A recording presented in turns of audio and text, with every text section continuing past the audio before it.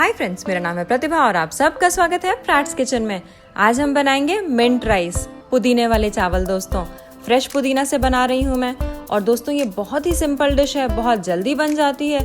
इसको आप चाहें दाल माखनी के साथ सर्व करें, किसी पनीर वाली ग्रेवी के साथ सर्व करें या तड़के की दाल के साथ सर्व करें। बहुत ही अच्छा लगता है ये हर एक के साथ। बहुत ही फ्रेश, बहुत ही टेस्टी। तो चलिए इसको बनाना शुरू करते हैं। इसको बनाने के लिए मैंने एक कढ़ाई में 2 बड़े चम्मच घी का ले लिया है। आप चाहें तो तेल भी डाल सकते हैं, लेकिन घी में इसका स्वाद जो है वो बहुत अच्छा आता है।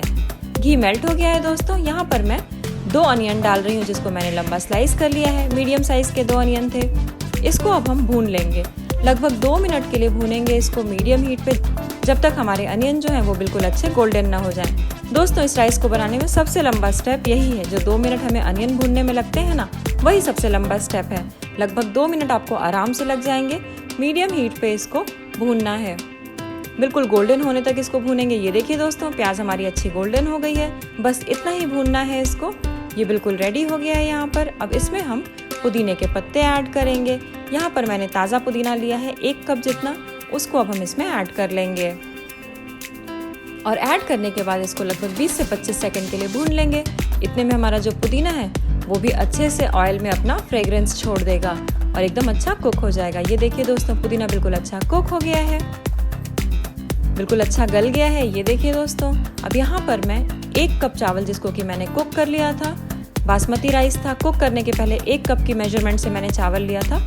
1 कप चावल इतने कुक होके हुए हैं। उसको थोड़ा सा ठंडा किया है मैंने, ताकि मैं हाथ से इसको अच्छे से हैंडल कर पाऊँ। इसको हम अच्छे से मिक्स कर लेंगे। आप चाहें दोस्तों नॉर्मल राइस भी यूज़ कर सकते हैं, लेकिन ये जो चावल हैं बासमती राइस में बहुत ही अच्छे लगते हैं। तो इसको जब भी मैं बनाती हूँ बासमती राइस में ही बनाती हूँ।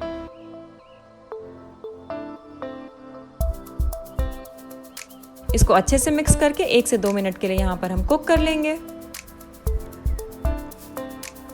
ये देखिए दोस्तों, अब मैं यहाँ पर इसमें नमक डाल रही हूँ स्वाद के अनुसार। और फाइनली थोड़ा सा मैं गरम मसाला डालूंगी, लगभग आधा चम्मच जितना। और इन दोनों चीज़ों को भी चावल में हम अच्छे से मिला लेंगे।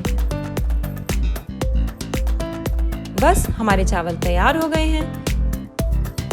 बिल्कुल झटपट से बन जाते हैं। इसको आज तक जिसने भी खाया है, जब भी मैंने सर्व किया है, सबने इसकी बहुत तारीफ की है।